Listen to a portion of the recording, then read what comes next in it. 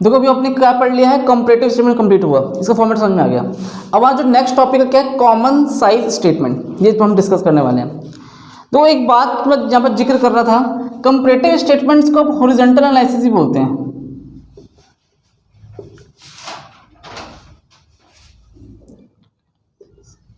और comparative common size को हम क्या बोलेंगे, वर्टिकली।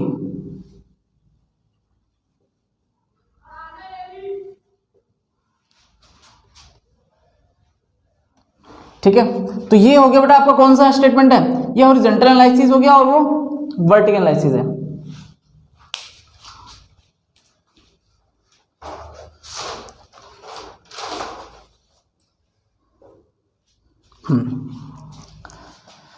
तो हॉरिजॉन्टल एनालिसिस के बारे में अपन डिस्कस कर चुके हैं, कंपैरेटिव बैलेंस शीट और कंपैरेटिव प्रॉफिट लॉस में डिस्कस हो गया। अब हम कहाँ पहुंचने वाले हैं, कॉमन साइज स्टेटमेंट की बात करेंगे, वर्टिकल एनालिसिस।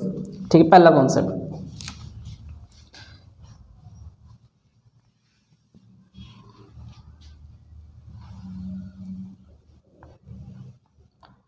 ये मैं फॉर्मेट बना रहा हूं पहले, कॉमन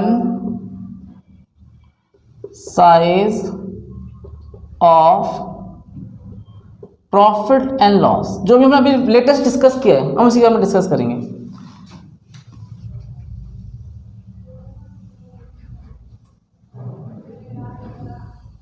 ऊपर लिखा जाएगा एब्सोल्यूट अमाउंट,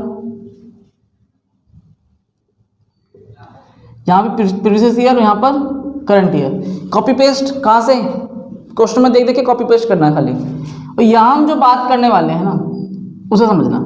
तो कॉमन साइज का मतलब क्या है, ये वर्टिकल एनालिसिस तो होता है, ये क्या करता है, एक को कॉमन बेस मान लेता है कि किसके अकॉर्डिंग मुझे कंपेयर करना है, समझ में। तो कॉमन साइज का मतलब क्या है कि हमने यहाँ पर एक को कॉमन बेस माना, क्या माना, कॉमन बेस। तो यहाँ मेरे लिए कॉमन बेस वर्ड बहुत इंपॉर्टेंट है। और जब हम प्रॉफिट एंड लॉस की बात करेंगे ना तो कॉमन बेस मेरे लिए क्या बन जाएगा, revenue from operation, net sale बोल सकते हो इसे आप, परसेंटेज ऑफ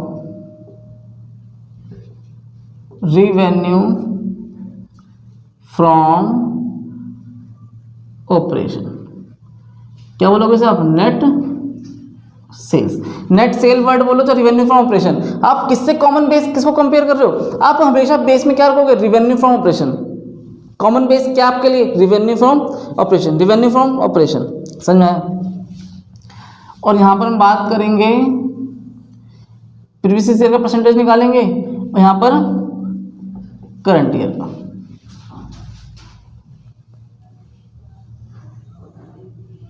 पर्टिकुलर, ठीक है, रिवेन्यू फ्रॉम ऑपरेशन लिख दिया अमाउंट। तो यहां पर क्या आएगा, 100%, क्योंकि मैं क्या करूंगा, जो भी अमाउंट होगा, सपोज मैंने यहां पे लिख दिया 10,000 लिख दिया या 20,000 लिख दिया, तो 10,000 डिवाइड बाय 10,000 इंटू में 100। आपको हमेशा अपॉन में क्या रखेंगे, रिवेन्यू फ्रॉम ऑपरेशन। आप हमेशा जो बेस ले लो, कॉमन बेस क्या लिखा आपने, रिवेन्यू फ्रॉम ऑपरेशन से बेस मान रहे हो। तो कैसे आएगा, 10,000 डिवाइड बाय 10,000 इंटू में 100%। वही बात यहाँ पे भी कितना आ जाएगा, 100%। कोई डाउट यहाँ तक। तो कॉमन साइज प्रॉफिट लॉस में जो रिवेन्यू ऑपरेशन का पहला कॉलम क्या होने वाला है, 100%, 100%, क्योंकि आप इसी को ही बेस मान रहे हो, कॉमन बेस। अदर क्या कहेंगे यहाँ पर हम, अदर इनकम्स जो भी है, तो टोटल यहाँ पर आ जाएगा टोटल रिवेन्यू। आप इसे नंबर 1, नंबर 2, यहाँ पे क्या लिखेंगे, नंबर 3, नंबर 4 पे क्या लिखेंगे हम, सारे के सारे एक्सपेंसेस, जो भी एक्सपेंसेस गिवन हो। और मैं एक्सपेंसेस नाम नहीं लिख रहा हूँ, 2-3 लिख देते हैं, लिख दिया। एक्सपेंसेस को हम ऐड करेंगे, टोटल एक्सपेंसेस। उसके बाद हम क्या निकालेंगे, प्रॉफिट बिफोर टैक्स, 3 में से 4 को माइनस करके इस वाले अमाउंट को माइनस कर देंगे, जैसा हमने किया था, माइनस कर देंगे टैक्स। फिर हमारे पास क्या आंसर आ जाएगा, प्रॉफिट आफ्टर टैक्स, ये वाला अमाउंट। ये तो सेम फॉर्मेट था, यहाँ समझना। अगर मैं यहाँ पे बेटा बात करूँ 1000 रुपये की, कितनी मैंने बात करी है, 1000, तो आप कहोगे सर परसेंटेज कैसे निकालोगे इसमें, 1000 डिवाइड बाय 10,000 इंटू में 100, ठीक है, कितना आ जाएगा, 3 0 3 0 कट गई, 1 0 से 1 10%। और जब हम करंट ईयर की बात करेंगे तो सपोज मैंने यहाँ पे लिख दिया 3000, तो 3000 ऊपर और डिवाइड बाय किससे डिवाइड करेंगे हम, net sales revenue from operation, कितना है 20,000। कोई डाउट नहीं है। 2 5 जा 10 15%, तो यहाँ पे कितना आ जाएगा 110% और यहाँ पर 115%। अब सपोज मान लेते हैं टोटल ये पे यहाँ पे 3 एक्सपेंसेस मान लेते हैं, 5,000, 1,000, 2,000, 5 और 2 5 और 1 6 और 2 8,000। सपोज इसकी बात करते हैं, 5,000 divide by 10,000 common base, divide में क्या आएगा, कॉमन बेस किसे माना, रेवेन्यू फ्रॉम ऑपरेशन। बार बार मैं कह रहा हूँ प्रॉफिट एंड लॉस में जो अपॉन में आता है क्या, revenue from operation, net sales, ठीक है, हम उससे कंपेयर कर रहे हैं, इनटू में 100 क्या जगह 50%। तो आप कह सकते हो कि सर 50% है, अगर सेल हमारी 10,000 है तो 50% हमारे पास क्या है, एक्सपेंसेस है, जो भी एक्सपेंसेस हो सकते हैं। ऐसे हम 1,000 का भी निकाल लेंगे, 2,000 का भी निकाल लेंगे, जो भी होगा कर लेंगे। हर आइटम्स की बात इसी तरीके से की जाएगी, तो कोई डाउट मन में। प्रीवियस ईयर की बात करूंगा तो प्रीवियस ईयर का नेट सेल नीचे लिखा जाएगा, करंट ईयर की बात करूंगा तो करंट ईयर का नेट सेल नीचे लिखा जाएगा, फर्क इतना ही है। कोई समस्या इस क्वेश्चन के अंदर, मुश्किल था? तो फटाफट इस फॉर्मेट को कॉपी करो और उसके बाद हम क्या सीखने वाले हैं, कॉमन साइज बैलेंस शीट, जो आपका लास्ट कॉन्सेप्ट है, ध्यान देना। अब हम पढ़ेंगे common size of balance sheet, ठीक है। अभी हमने क्या देखा था, common size profit and loss देखा, हम क्या देखने वाले हैं, बैलेंस शीट की बात करेंगे। तो common size profit and loss में जो कॉमन बेस था मेरा, वो रेवेन्यू फ्रॉम ऑपरेशन था, लेकिन यहाँ पर जो बैलेंस शीट की बात करने वाले हैं तो percentage of balance sheet total, जो बैलेंस शीट का टोटल होगा ना उसको हम बेस मानेंगे।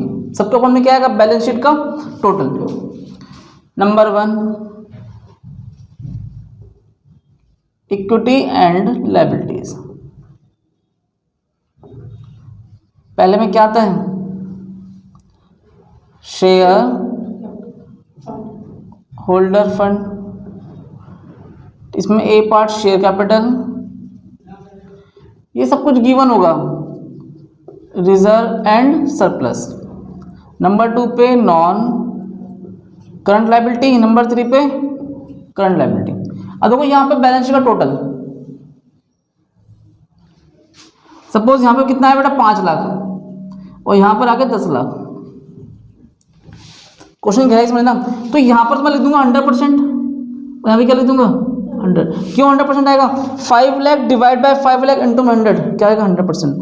10 lakh divide by 10 lakh into 100%। Suppose आपका शेयर कैपिटल दे रखा है 1 लाख, रिजर्व सरप्लस है ही नहीं, नॉन करंट लायबिलिटी 2 लाख और ये करंट लायबिलिटी कितनी दे रखी है 2 लाख, ठीक है, मैंने एग्जाम्पल लिया। अब मुझे देखो यहाँ का परसेंटेज निकालना है, तो ए 1 लाख डिवाइड में हमेशा क्या आएगा 5 लाख, क्योंकि बैलेंस शीट का टोटल प्रीवियस ईयर की बात करूंगा तो ये वाला टोटल नीचे आएगा और करंट ईयर की बात करूंगा तो ये वाला टोटल नीचे आएगा। 1 lakh divide by 5 lakh into में 100 20%। 2 लाख डिवाइड बाय 5 इंटू 100, क्योंकि देखो मैंने क्या किया 5 जीरो से 5 जीरो वैसे गायब कर दी, आप इस डायरेक्ट भी लिख सकते हैं, कितना आ जाएगा 40%। 2 डिवाइड बाय 5 इंटू 100 कितना आ जाएगा 40, चेक करो 20 प्लस 40 60, 60 प्लस 40 100। सेम सिमिलरली इसी तरह बात किसकी करेंगे हम, करंट ईयर की बात की जाएगी। नंबर 2 पे क्या लिखा जाता है यहाँ पर, असेट्स। असेट्स भी 2 तरह के हैं, सीएस का क्वेश्चन में गिवन होगा नॉन करंट असेट्स, और नंबर 2 पे क्या मिलने वाला है, करंट असेट्स। मैं नॉन करंट के मैंने आपको आइटम्स नहीं लिखवाए इस जगह, वो क्वेश्चन जैसा होगा वैसे लिखेंगे। नंबर 1 पे क्या लिखते हैं, fixed assets, tangible non tangible non current investment, जो भी आपका होगा वहाँ पर लिख देंगे। अब बैलेंस शीट का टोटल दे रहे हो, यहाँ पे 5 लाख है तो यहाँ पे कितना आने वाला होगा, सेम बात ही तो है, बैलेंस शीट टोटल ही तो कर रहे हो। असेट्स इज इक्वल टू क्या होता है बेटा, कैपिटल प्लस लायबिलिटीज। 10 लाख का है तो 10 लाख यहाँ भी 100%, यहाँ भी 100%, सेम यहाँ पे निकाल लेंगे, यहाँ भी निकाल लेंगे। कोई दिक्कत, मुश्किल था, इजी था, इजी था। तो ये आपका लास्ट कॉन्सेप्ट था इस चैप्टर का जो फॉर्मेट में बताया, common size of balance sheet. अब तक हमने 4 चीज़ सीखी है, क्या क्या? Comparative balance sheet, comparative profit and loss, common size profit and loss, common size balance sheet. कोई डिफरेंस, कोई दिक्कत किसी भी कॉन्सेप्ट में लेके नहीं है। अब हम कुछ क्वेश्चन डिस्कस करने वाले हैं इसी को बिहाफ पर, जो कैसे हम सॉल्व करेंगे। तो पहले एक क्वेश्चन करने से पहले इस फॉर्मेट को पूरा कॉपी करो।